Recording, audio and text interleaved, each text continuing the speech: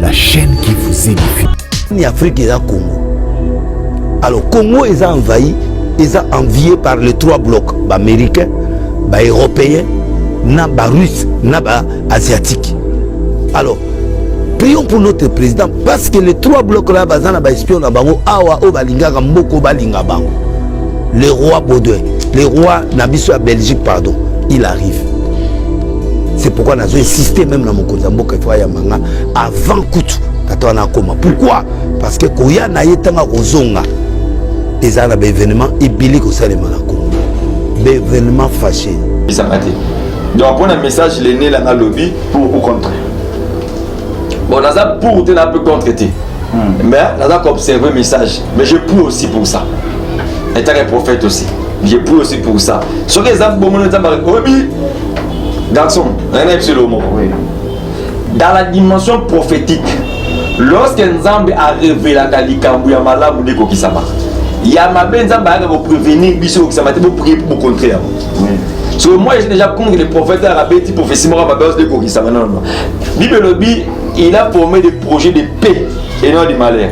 Donc là Nzambe la souveraineté dans sa vision mon quoi le Kambo accident tu as Koufa, c'est que Nzambe a dit Bissou que il faut monter la prière pour le Kambo ça ni Kokisama. Mais ce prophète a dit que non, les Kambo le baki makila, les autres Kokisama c'est que Dieu pour ça les parler non. Amen. Donc la part on était le prophète, était homme de Dieu, faut prier qu'hémorragie ça ni et s'arrêter. Parce que là Nzambe a télé ça a prof. Moi la souveraineté Nzambe. Nzambe a repé ça ne veut pas mutu mort mais on a autorité on a Nzambe a personne même pas sur vision. Le bel a prié par rapport à la vision, Seigneur. Plaît là pour commencer à dire pardon. Le bac est ça, moi ça n'est pas qui ça m'a dit. La chaîne qui vous édifie.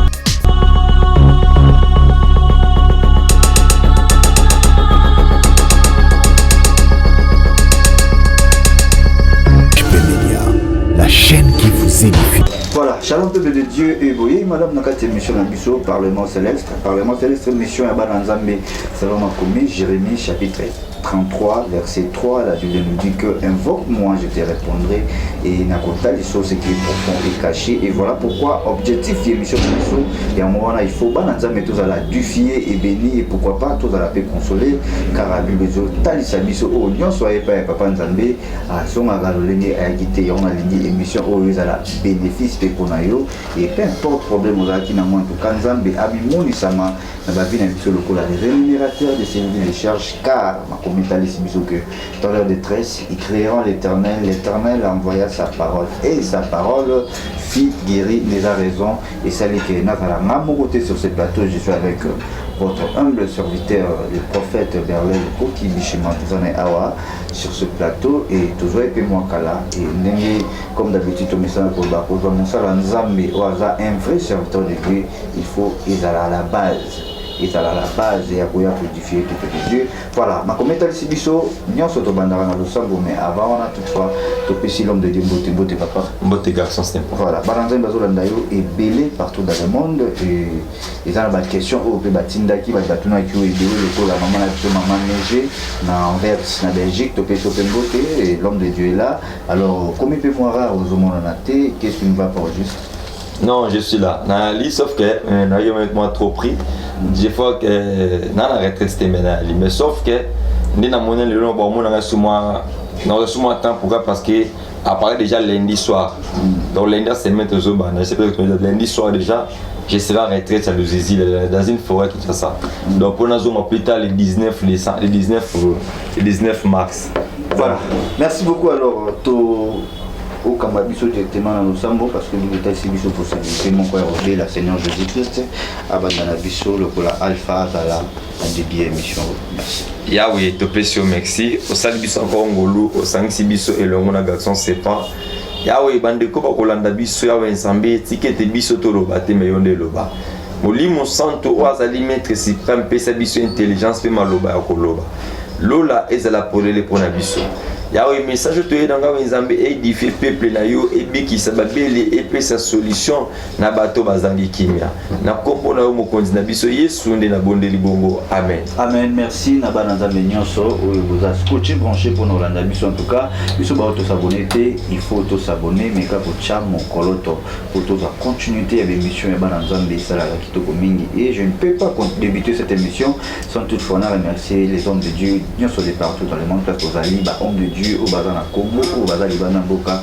Merci pour na ba soutien na bino et puis merci pour na ba prière na bino. C'est ça l'amour au nzambe atiki la biso to linga na biso en tout cas to pesi bino ba mbote et puis kolo a continuer na ko bomba bino nyonso parce que zali boza vraiment ebele mingi. Oui papa msala nzambe zo de kandele mingi.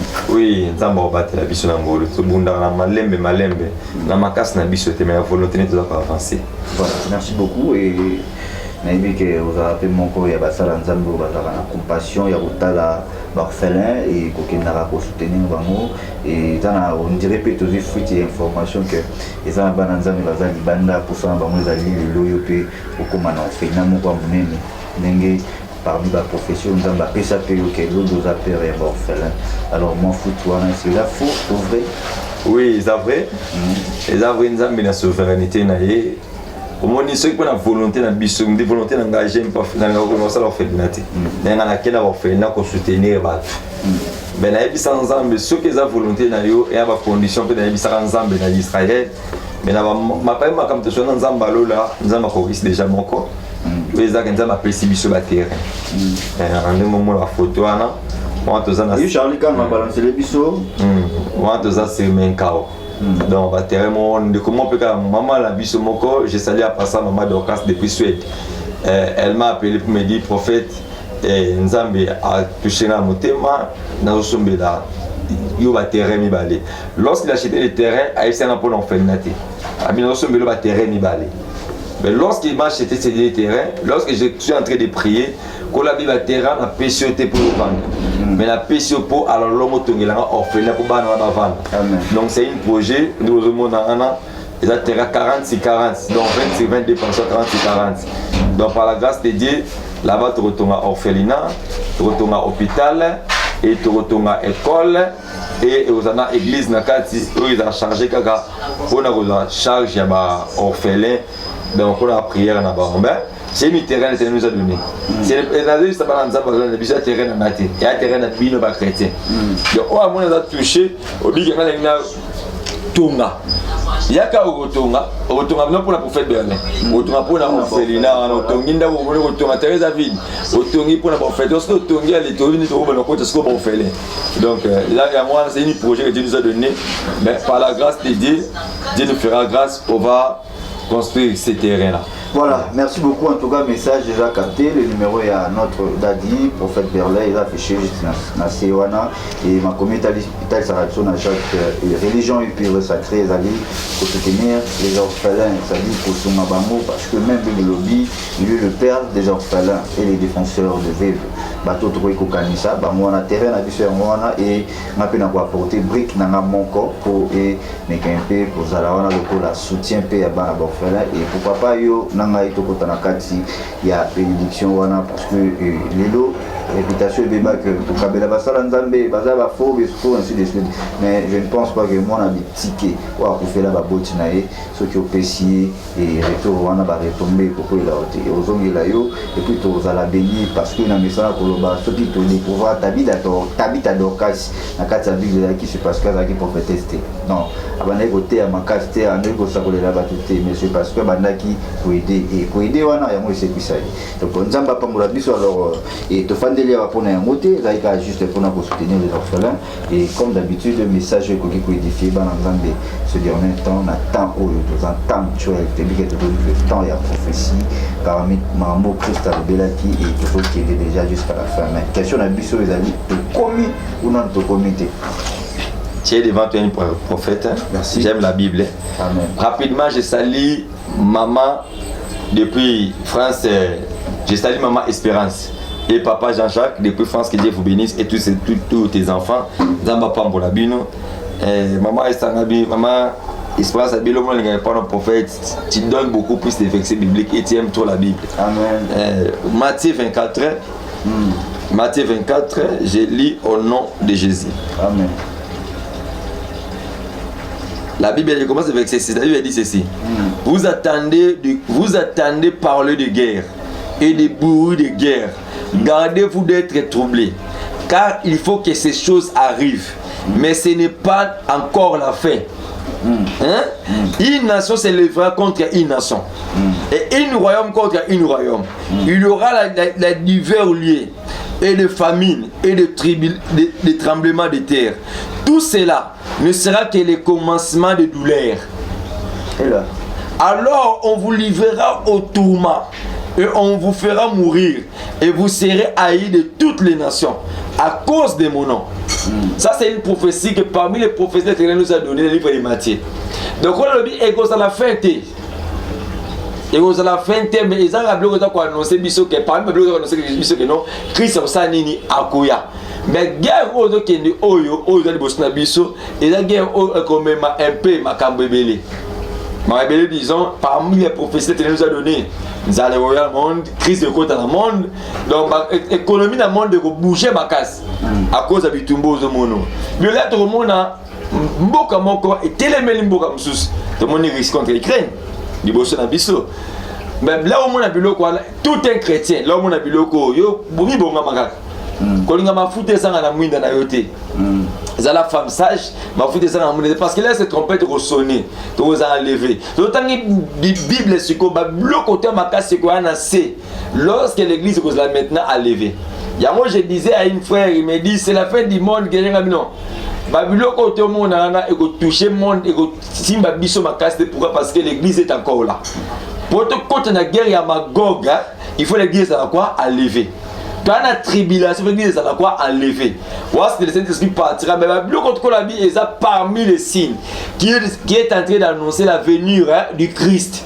Donc tout est chrétien. Là où on a guerre, où on a guerre, on a un message que le bagage n'est pas comme pour qui ça marche. Donc on a mis l'engel. Ceux qui n'attendent pas en Zambie, c'est comme temps, tambour en Zambie. Ceux qui n'attendent pas sera vie n'en alimenter, même serviteur, pasteur, frère, tambour ça vient alimenter parce que le tout. Ils ont annoncé que nous Jésus a zapé. Au moins que le côté moi c'est le coronavirus. Oui, vous avez raison. Je t'avais dit que même la France on est dans le mais souhaité ah la bonne c'est que coronavirus c'est vivre pour la chose que non elle aura vaccine ils avaient 666 les qui donc ça c'est gros les gars si on y a mis ça dimension pas ba côté na la Pologne dimension dans Kimila ba faire ba kama réfugié au moins ba cacher kuna peut-être soit vaccin kuna jamais ba ko taka bon pour te dire que chaque chose a son temps donc le bloc tout le monde un chrétien c'est commis genre normal. Yo ne connaît la vie à prière que makambo ko le kalango même guerre et ko le kalango mais ça guerre ko se lever makambo belé mais après ko le parce que ça ka moka basini ko la lobaki que pays moko côté le pays mususu ya moto zo mona alors va retomber pour la République démocratique du Congo parce que même peuple congolais obanga pour guerre wana zo salama ba quand les obunda on a tué que ba on ba gérer ba pays presque Afrique surtout le Royaume-Uni ba Belgique ba France ba Italie.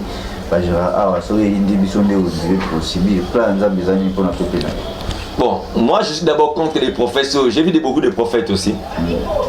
Ils prophétisent par rapport à la guerre à Ukraine, ils prophétisent par rapport à la guerre à Est, vous pouvez ça prophétiser si la tête. Moi, dis-moi le bien à faute de sa connaissance. Très bien. Tout il y a un moment le Congolais, tu as une difficulté, mon combat balingi, bah vivre en avant prophétie. Bah vivre en avant. Bah mettre la prophétie pour le spectacle été. Pour la pour la satisfaire j'ai prophétisé ce que Dieu m'a dit. Mais si un prophète commence à prophétiser pour satisfaire c'est que c'est un père prophète. Vraiment. Yo Ovani, on met ta prophétie pour la France. On met ta prophétie pour la Ukraine. On met ta prophétie pour les États-Unis. Au Congo, guerre du peuple à l'Est. Dieu pour l'Est. Prophète, roi Lobeabi, Nzambe a tenu à regarder ce que le prophète est en vie. Amen. Le prophète a raté ma vie lobby. Bilo qui est le prophète de la nation. Oui. Lobby. Elisabeth a vu lobby. Bilo kita. Serviteur à roi lobby. Est-ce que nous avons fait même serviteur moi c'est impossible. Mais le prophète a libéré prophétie après ce qui m'a dans Mboka. Est-ce que biso na Mboka na biso Pour la question, on dit que non, rectement, qui est dans le Congo. Bon, le pays où on a des papiers Afrique, quand on a une dimension politique, elle a pas compté sur aussi un politique. On a tourné plan en Depuis on a plan en d'être un avant de boy. L'Éternel m'a rien dit pour la Maramba pour la Congo. Mais c'est que Dieu m'a dit que non, Maramba n'a pas bassine. École les Kanango. École les Kambe, école Ningisa Mokili. École les Corona pe Ningisa Mokili. École les Kanango. Après temps, école les Kanango. Mais quand Moka bassine, tout le monde en est prêt. Par rapport à ce que, au moment où Jésus, le col, un grand Bible, on reconnaît un prophète. Lorsqu'il prédit les choses s'accomplissent. Jésus étant que le grand prophète de la Bible, est à côté. Oui. Il y a un maramouillé sur le bas, il faut qu'il s'en passe que c'est un grand prophète de la Bible. Alors, il y a un faux prophète de la Bible. Alors, il y a un maramouillé sur le bas qui dit qu'il s'en passe il est le grand prophète de la Bible. Il est le prophète des temps de la fin. C'est Jésus-Christ, c'est lui le prophète des temps de la fin. Voilà, merci beaucoup. Et très capital. Et pas un mon ami depuis Londres, on est là, Ramazani. Et à l'objet d'un ami, Papa Brice, en tout cas, prophète. Baza mystique, profession, banda au plus, ça va la prophétie dans l'actualité net, les autres tout le monde a marqué. Comme il y a prophétie pour le Congo, mais si les lots Nzamba lubano eloko mote pona mamuta de guerre à est et puis si les lots de tous les Congo ils vivent la même situation peuple congolais il est là toujours vivre dans ma casse à diaspora ainsi de suite.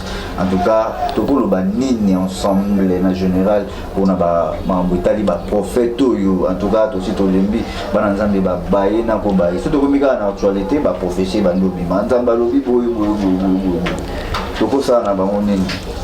D'ailleurs, nous ne sommes pas les prophètes de la nation, nous sommes des prophètes de l'église. C'est la nuance. Nous sommes des prophètes de l'église. Les nations ne veulent pas allier. Tu es un bon prophète de la nation à la raté. Ok, avancez. Lorsque je dis prophète de la nation, il y en a Israël là, qui sont bitumés, donc considérez des prophètes. Parce que le prophète a une solution en Boka. Mais bien sûr, le prophète va considérer sa solution. Je n'ai pas de prophétie, le prophète par rapport à tali lecture, il y a 20 politiques avec des prophéties. Le Congo, les gens souffrent dans beaucoup. Vieux à dire dans ces pays, mais on a besoin d'évoluer, tout c'est là un prophète, soit un prophète dans ce pays, c'est prophétie solution en Boka. Tu as prophétisé par rapport à avant. Est depuis du Bébana, tu es le même prophète. Tu es le même prophète depuis que nous avons prophète, tu es le même guerre, tu as jour, parce que c'est une date fixe. Tu es un prophète de l'église. Nous sommes là pour l'édification des âmes de l'église. Tu es un prophète en nation. Tu es un prophète de l'église. Il y a aucune église en Australie au Sam, c'est un prophète d'église. Un prophète en nation, c'est une différence. Les mis par rapport à un prophète, pourquoi? Parce que comme on l'a payé, ce mot européen. Tu as enseigné. Dès que tu as vendu, tu as ta prophétie pour l'église des gamins. Quoi est la prophétie? C'est un spectacle. Merci beaucoup. Alors, on a zone na régie, total image mon beau, et puis tous c'est la mot commentaire, parce qu'on est déjà prophète des nations Azali, autant la profession appréciée. Voilà, suivez cet extrait et puis on se retrouve tout juste après. Média, la chaîne qui vous édifie. L'Afrique est à Congo. Alors, Congo est envahi, est envié par les trois blocs, américains, européens, russes, asiatiques. Alors, prions pour notre président parce que les trois blocs là, espion na bango, awa o balinga mboko balinga bango. Le roi Baudouin, le roi Nabiso à Belgique, pardon, il arrive. C'est pourquoi nous avons insisté même dans mon Kozamboka il faut yamanga avant Koutou. Pourquoi? Parce que Koya na yetanga kozonga. Les événements bibliques au sein de Congo. Média, la chaîne qui vous édifie. Voilà, donc de retour sur ce plateau, tout à l'image, il y a un prophète des nations. Voilà aussi message. Donc alors, point de vue par rapport à Maloba. Oui, Nalandi, mon aîné, Malobi, et ça prophétie. Moi, il faut examiner la prophétie. Moi, je suis le prophète. Qui vient et ne voulusi Malobi. Par rapport à la prophétie du Congo, Ukraine, Afrique, il a tout déclaré, roi Belgique, Roya, Congo, et à Makambo que ce paname. La guerre déjà maquillée, il n'y a pas de l'autre. Maquillée sur Panambo, tu as permis les pays dans le monde où il va déclarer que le Congo. D'ailleurs, ma cambo, il y a le temps où on a Congo déjà, maman, il va couper là. Est et deux autres mamans parfois des policiers étaient des sièges à mais il va couper à viol, mais on peut baisser les mamans dans biso. Mboka biso ba ndiko en vie mon leloté. Il y a ba viol depuis même le colonie déjà. Ba vira déjà Congo. Ma ambo via lobby, il y a dans une prophétie. Ba mon appesi orientation moko wana tous ma belé, ba yo senga akutana na mon konzamboka. Bon, on a ce qu'on parle na yim taper ces prophéties, na peso orientation na yoana. Mais pour nous, les prophètes n'examiner la prophétie. Il n'y a aucun défi à l'objet. À l'objet prophétie, n'est pas prophétie. Il y a prophétie. Au moins, prophétie, ça va bien chaque fois. Vous avez tant de panique, vous avez chaque message. Devant chaque message, il faut aussi prier aussi. Il y avait un évangéliste dans beaucoup Kinshasa. Abimala Tabila, Babasaki, Yabasaki. À Sakola lobby que nom diaspora toi na pota qui Italia qui sont au Congo nada apesa na date ba comme esclave parce que bon ça rappelle na courage on aura micro qui n'est pas battu on me pesa na date m'envoyer ça le matin parce que nzamba ko ba likambouté pour ko gisa matin donc pour un message les né na lobby pour ou contre bon naza pour te na peu contreté mais naza observer message mais je prie aussi pour ça étant un prophète aussi je prie aussi pour ça sur les gens bon nzamba obi garçon, dans la dimension prophétique, lorsque Nzambe a révélé la Kalikambu ya malamu ndeko kisama, ya mabe Nzambe a prévenir biso kisama te pour prier pour contraire. Parce que moi j'ai déjà contre les prophètes arabes dit prophétie mora mabe ndeko kisama non non. Bible il a formé des projets de paix et non de malheur. Donc là Nzambe na souveraineté na sa vision moko likambo accident tu akufa c'est que Nzambe a dit biso que il faut botter la prière pour likambo ça nini eko kisama te. Mais ce prophète a dit que non likambo le baki makila les oko kisama c'est que yo pour ça li parle non te. Amen. Donc na part nous étant le prophète étant homme de Dieu il faut prier que hémorragie ça nini et s'arrêter. Voilà. Parce que là Nzambe a télé ça prophète moi na souveraineté Nzambe Nzambe a pesa malobe pas mutu moko mais on autorité wana Nzambe a pesa même pas pesa vision.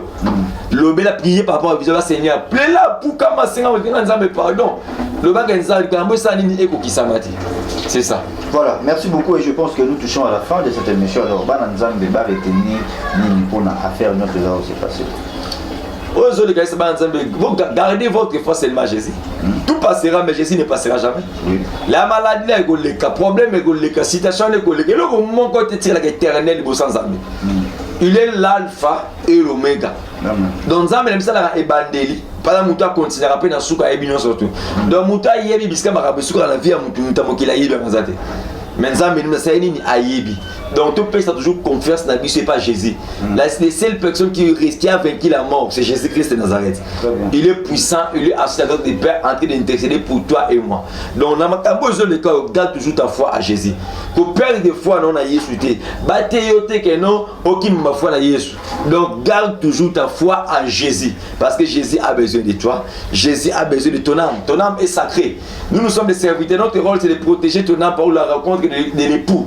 Jésus révèle.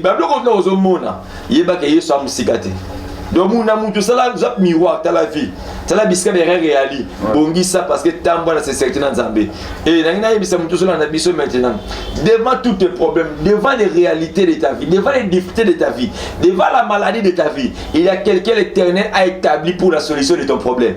Je suis là devant toi. La Bible de l'Éternel cause le livre des Abbés. L'Esprit de l'Éternel est sur moi car il m'a oint pour annoncer la bonne nouvelle et pour guérir les malades. J'ai dit l'onction surnaturelle, l'onction fraîche sur ma tête. Amen. Si tu as un problème qui dérange ta fille, si tu as une difficulté qui m'a, n'hésitez pas de nous contacter. Amen. Parce que devant nous il n'y a pas l'argent, devant nous il y a des miracles authentiques. Amen. Je te parle de Dieu que moi je connais.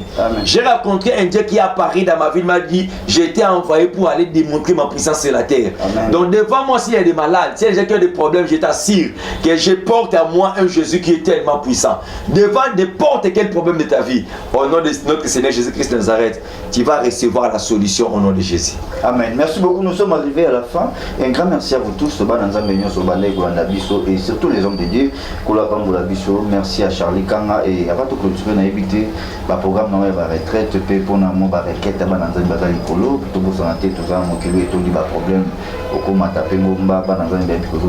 Requête pour la prière. Excusez quand tout remet déjà. Aujourd'hui nous sommes mercredi les 10. J'ai dit les 10. Donc lundi, il y a semaine au caca. Donc je sais ce que tu me dis, ok, retraite. Donc à partir de 12h, je suis déjà vers nous ici là. Et pour Nakita, pour ça, ma retraite, c'était parce que ma requête, c'était dans la bateau. Bon, requête, n'a pas raté. Mais j'ai mes enfants, moi, on a vu qu'il y a un nombre de dieux. Donc il y a un peu de ressources. C'est bien un bébé, yes, on a bouté à la présence à tata, on a ça miracle. Et on m'a dit, ma bolobi, on a un média, on va retraite parce que les autres ont difficulté, moi, on a biso. Les hommes de l'or, moi, en zam, mais pas escroquer un bon, que toi, un ngomba, tinda mbongo, te prier pour un autre, bibliquement, ce n'est pas la place. Alors que retraite, pour un personnel.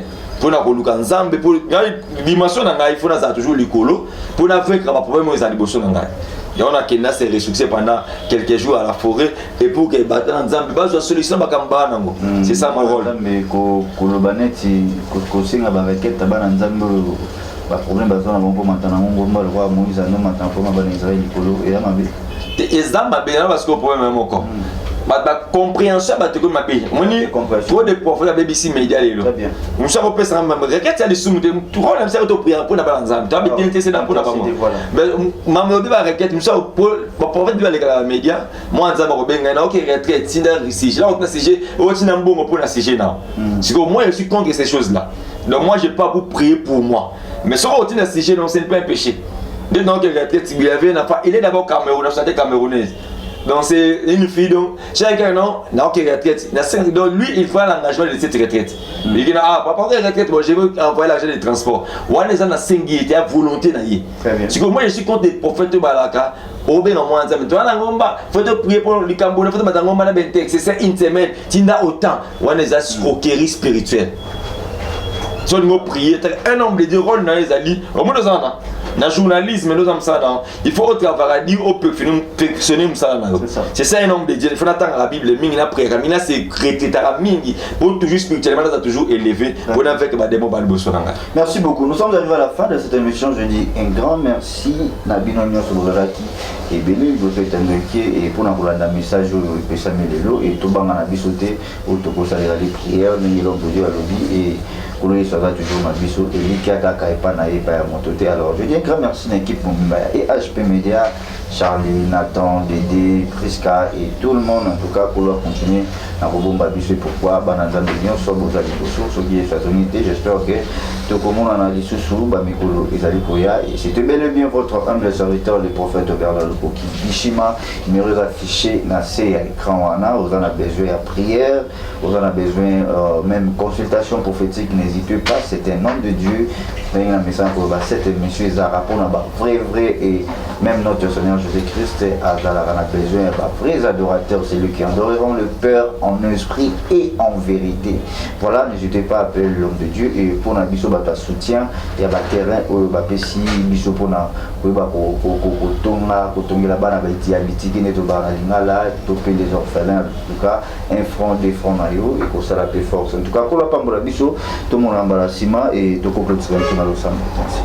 Seigneur to peso merci au bandaki na biso na débit ya wetika otolobi ndo to chakamite ma bato. Seigneur de gloire pour les orphelins, Seigneur toucher mité ma bateau pour disposer leurs moyens. Seigneur de gloire pour construire pour les orphelins. Zambé Lola est la favorable pour Nabiso. Nous sommes dans une émission ou quelque chose sur problème Zambé peut ça équimia. Zambé Moutoua Zaki malade Seigneur de gloire peut sa guérison. C'est le cambo où meli na vie à maman à papa azula nanga cette émission. Zambé oyo oyebaka ebandeli pe suka ya mokili. Ozana maîtrise ya wenzambe ya mokili koleka batu nyonso. Seigneur argile liboso à potier à sengaka potier date aussi ça musala potier osala pas argile té potier argile dépendara na potier Seigneur tout ça ba argile pas na yo sala biso miracle to vivre ngolo na yo pour te témoigner surnaturel na yo na kombo na Yesu ne te bondeli bongo amen. Merci beaucoup, bye bye, à la prochaine. HP Media, la chaîne qui vous édifie.